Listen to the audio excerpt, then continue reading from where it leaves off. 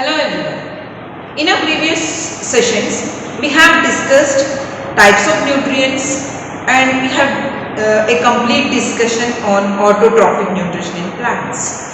So let us move ahead with second type of nutrition, that is heterotrophic nutrition in various organisms. Okay, heterotrophic nutrition.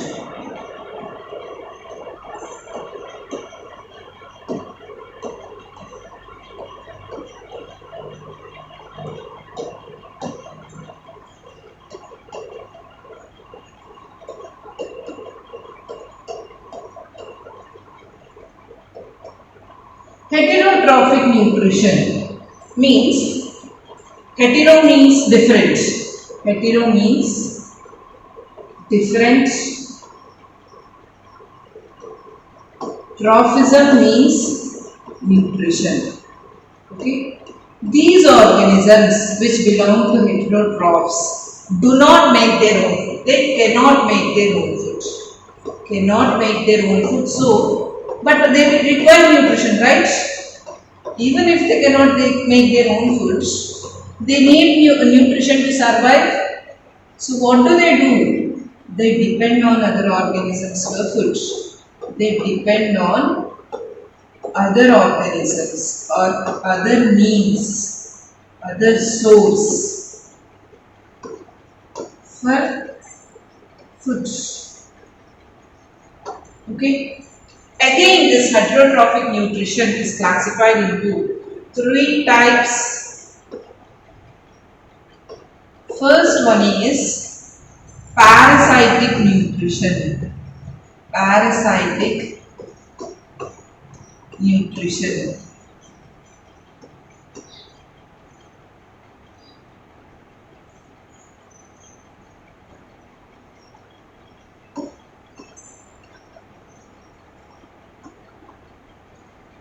Second one is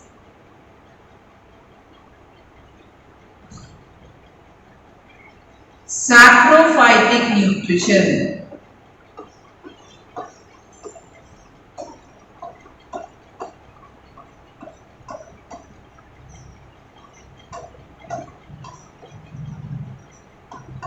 And third one is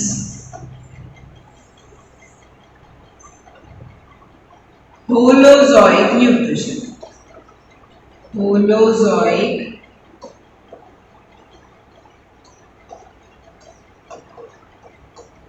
nutrition.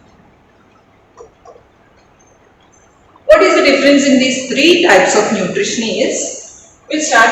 Holozoic nutrition is seen in those organisms which are well developed digestive mechanism inside the body. Like we have a digestive system, every organism, like smaller organisms like earthworm also have a mechanism for digestion inside the body, and very smaller organisms like amoeba also has a mechanism to digest inside the body.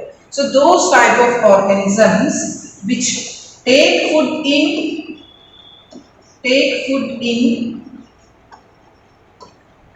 and digest are considered as holozoic organisms. This type of nutrition is considered as holozoic nutrition.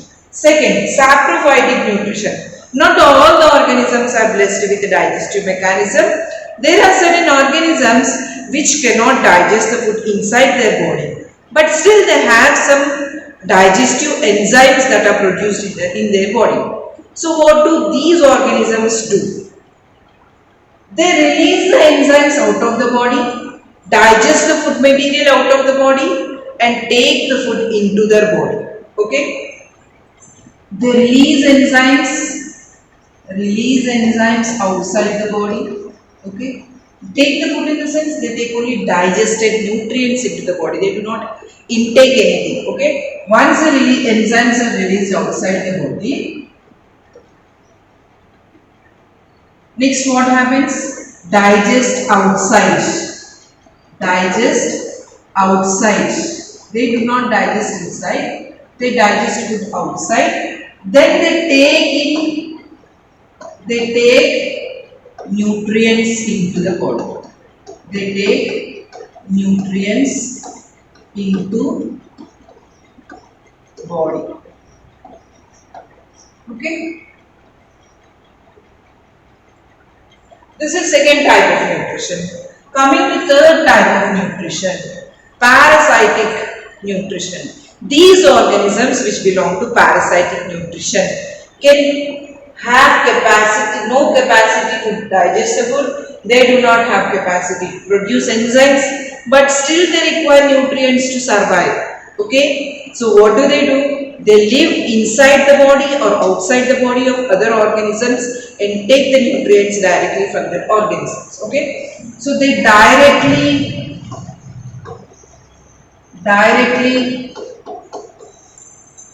absorb nutrients of other organisms.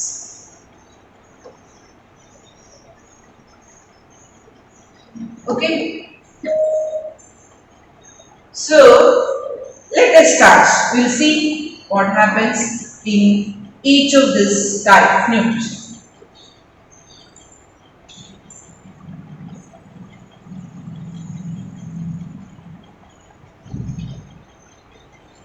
Parasitic nutrition. Example for parasitic nutrition is, there are so many parasitic organisms which we also know them. Suppose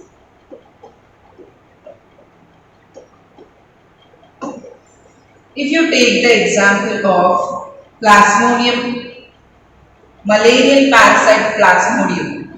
What does Plasmodium do? Plasmodium is a parasite which lives inside our body. It causes damage to our RBC. It causes damage to our liver cells.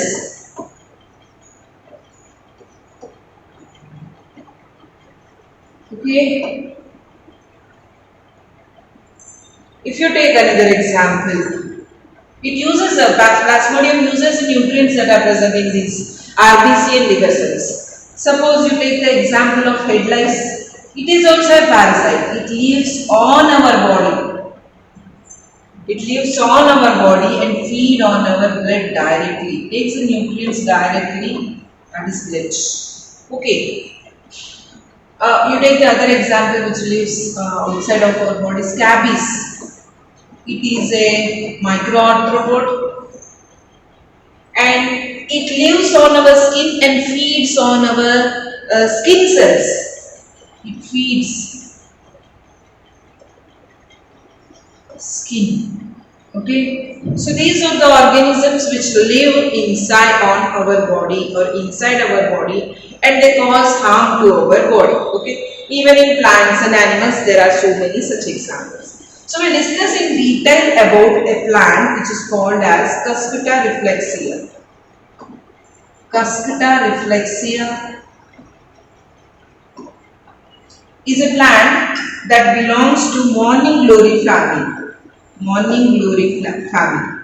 Okay. All the Cuscuta plants are parasitic only. We are discussing only about Cuscuta reflexia, but all the plants which are, all the Cuscuta varieties, all the species of Cuscuta are parasitic only. Okay, morning glory family is also called as Convolvulaceae.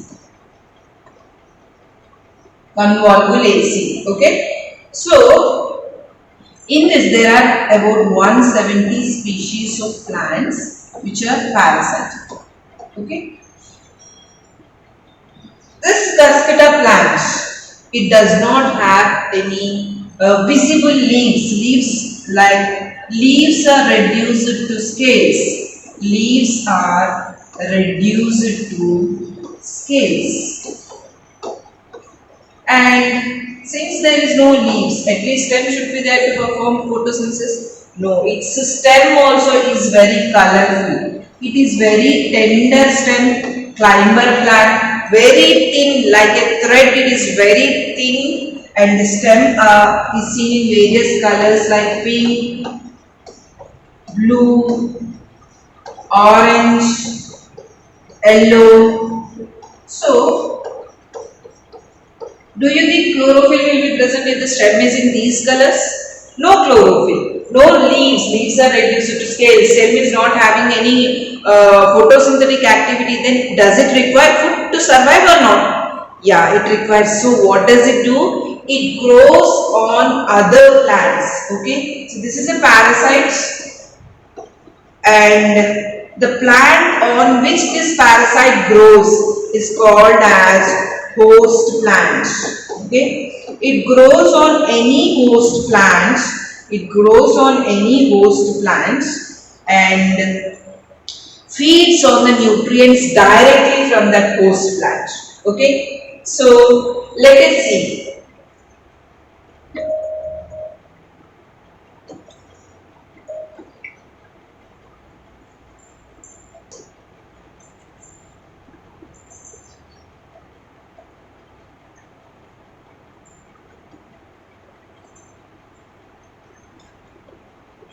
Parasitic nutrition in Cusco plants. So this, see in this you need to identify where is Cusco plant. See this yellow color twinings. They are not, see here you can see yellow color twines in between. Those, see here this is yellow color. Okay, very thin like a thread. You can't identify this thread, right? This thread-like structures. Okay, so it grows on the entire plant. It's a fast-growing plant. It grows very fastly. Okay, you can see these in any areas, open areas where more plants are grown. Okay, this plant twines completely over the other plant and grows roots into those plants. Those roots are called as hostoria. Okay, hostoria are the roots that grow into the other plants. Okay, these hostoria can grow up to xylem and phloem, okay, so that they can directly take the nutrients. So these are the flowers of the Cusco plant. So these are the flowers of Cusco plant. See, they are bell shaped. Okay, stem is color yellow. There are no leaves. Leaves are reduced, and flower is having bell shaped structure.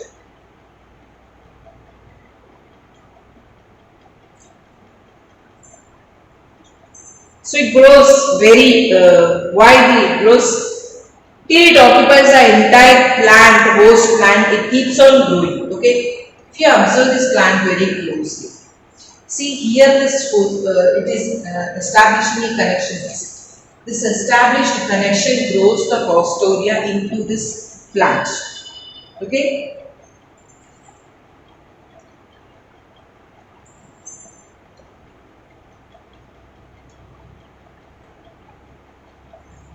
So, what is the mechanism by which this plant grows is?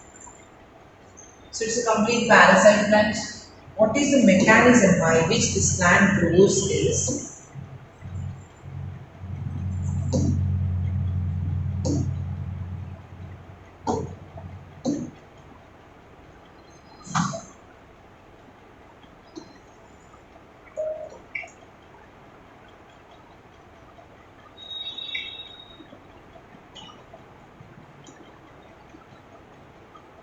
So this Cusco plant has flowers. Inside those flowers there are seeds. So on the ground, when the seed falls on the ground, it slowly develops roots. Okay, slowly roots are developed. It starts producing the stem.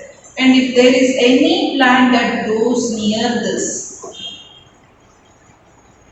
it will start twining over the branches, stem, all the leaves like this. It starts twining. During this, what does it do is, this is the stem of the plant, host plant, and this is the xylem and phloem, okay, which is present in the center.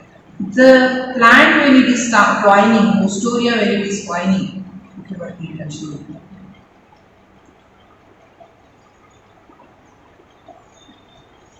This is a stem.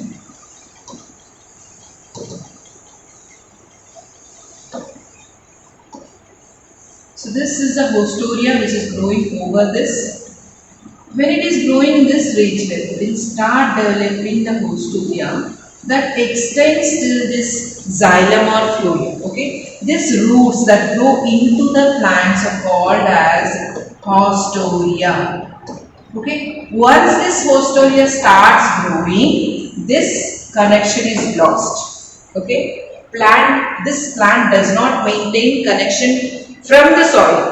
Why? It is taking the nutrients directly from the plant. Now there is no need for any absorption of roots and minerals from the soil. So directly it will take nutrients and whatever salts and minerals are required from xylem, whatever food materials are required from phloem it is taking. So there is no question of connection with the soil. Okay. Once this plant is completely dead, it will move to another plant which is very close to it.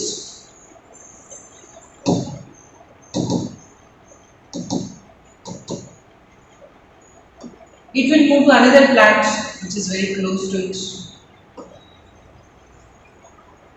and start growing around this plant.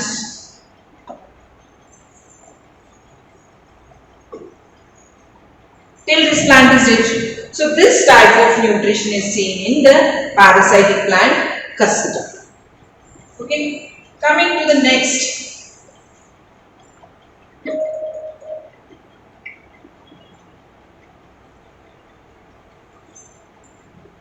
Saprophytic nutrition. Saprophytic nutrition is seen in saprophytic nutrition is seen in all fungus. All fungus. If you take a bread mold, which grows on any bread,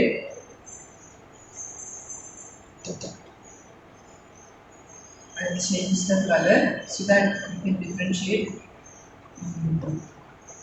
So the bread mold keeps growing.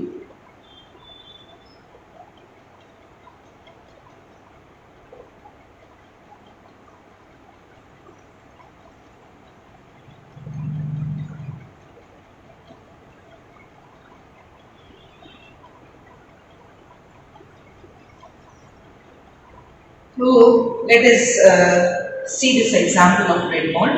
Through these roots, all the enzymes release on this bread. Okay, this one is bread. On the bread, all the enzymes will be released, and once all the enzymes are released, this bread is digested, completely digested. Now the digested bread is taken back into the fungus. Okay. So this type of nutrition in which enzymes are released outside. First step, enzymes release outside. After enzymes are released, the next thing that happens is digest food outside. After the digestion is over, it absorbs nutrients. Absorbs only nutrients into its body.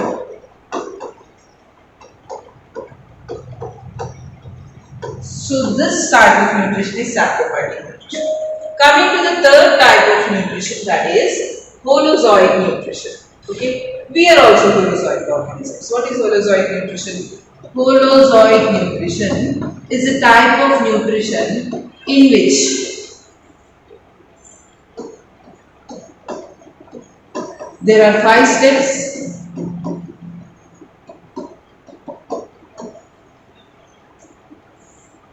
First one, ingestion. Second one, digestion.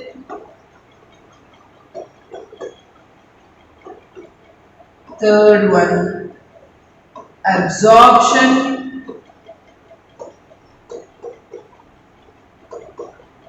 Fourth one, assimilation.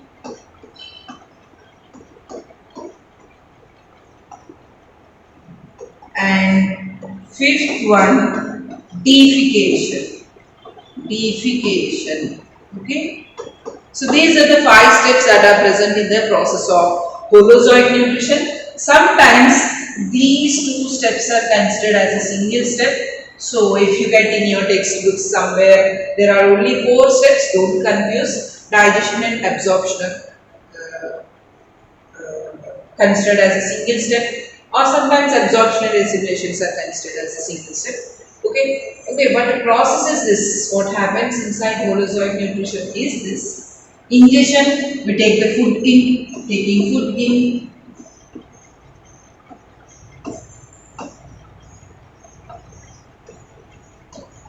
Digestion, breaking down into smaller particles, breaking down into smaller particles.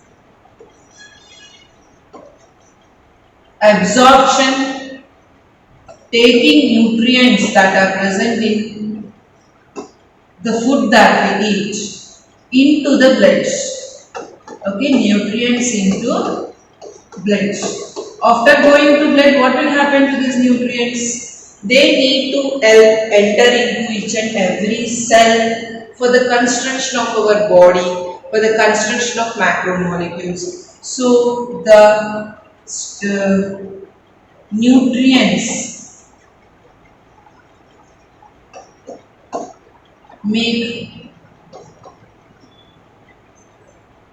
are used to make.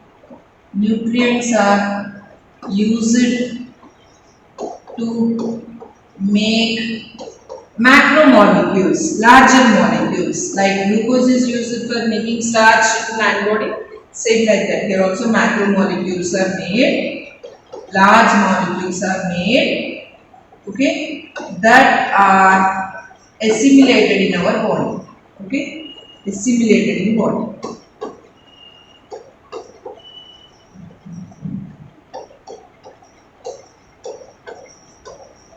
Next one, deification.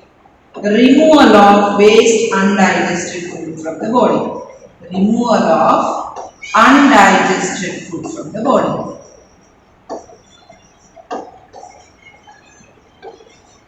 Okay.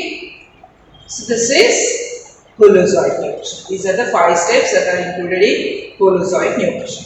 We'll see the example of amoeba. You know, amoeba is a unicellular organism. Amoeba is a unicellular organism. Okay. It is a organism which can assume shape according to its convenience. So it's a what do you say? It is a free floating organism which does not have a definite shape. It just like a jelly, it keeps on floating. So this organism, how does it take its nutrients? Okay.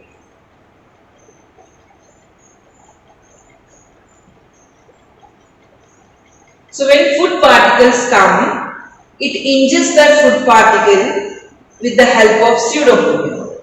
Okay, it forms pseudopodia. This projections are called as pseudopodia. What they are called as? Pseudopodia. Pseudopodia. This pseudopodia comes close to take the food inside. Okay. This structure that is formed is called as contractile vacuole or food vacuole. Okay. This food vacuole absorbs all the food that is present. It digests, and see, absorption is taking place, assimilation is taking place, and finally whatever waste materials that are generated will be thrown out of the body. Okay. Food absorbed by amoeba is used to obtain energy. Okay. When a sufficient amount of undigested food collects in the amoeba, so this is a particle that is undigested food, then the cell membrane suddenly ruptures at any place, and this undigested food material is going out from the body. This is deification. Okay. So this type of digestion is called as intercellular digestion. Intracellular digestion means it is occurring inside the cell. Okay, this is a digestion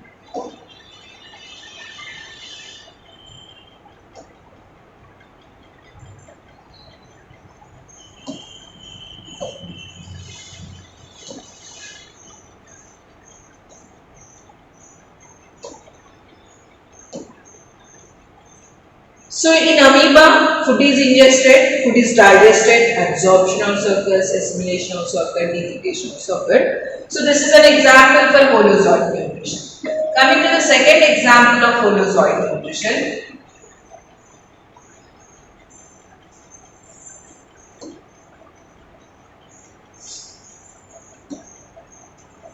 paramecium. Paramecium is also a unicellular organism.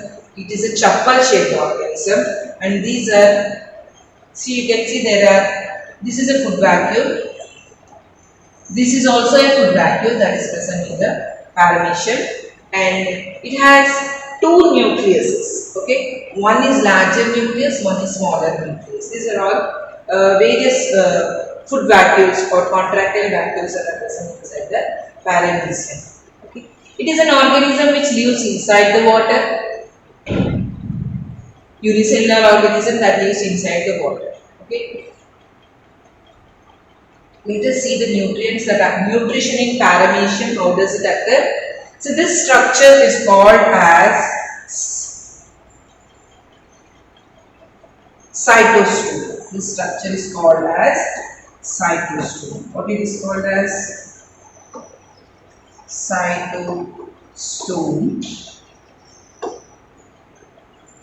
Food is ingested through this cytostol into the paramecium.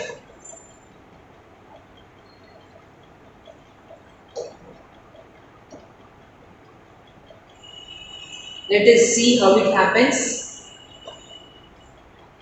See, food entered into this, food entered, and it is taken into a food vacuole. Okay, gradually digested and undigested food is going out. Okay, through any opening, through any small opening, the undigested food goes out, and that part where the undigested food is going out is called as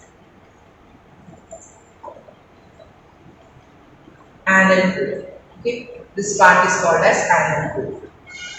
Let us see once again what happens in the nutrition process of amoeba. What are the various steps? Ingestion, digestion, assimilation.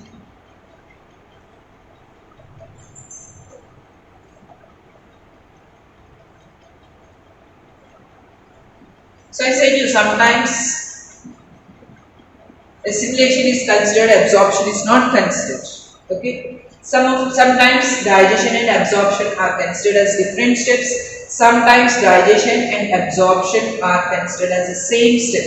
So don't confuse when you get it like that. First step, ingestion. What happens during ingestion? Observe carefully. The food particle is moved with the help of cilia and it enters into the cytostol, taken into the food vacuole. Okay. Once the food particle is taken into the food body, okay, this is the first step that is called as ingestion. After this, what happens? Second step, digestion.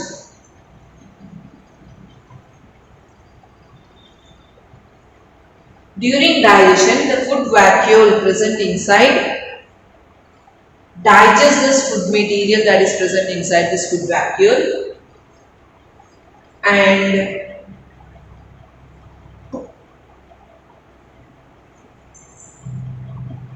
the food material is digested inside the food vacuole. Third step is assimilation. In assimilation,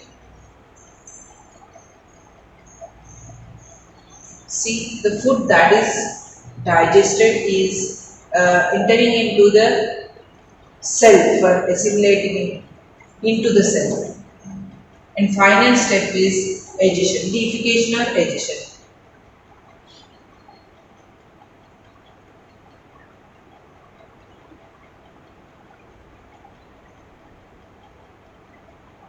The removal of waste material, undigested waste material from the body is called as digestion or digestion.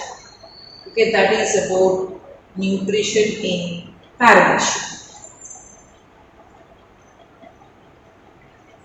Okay. What about human beings?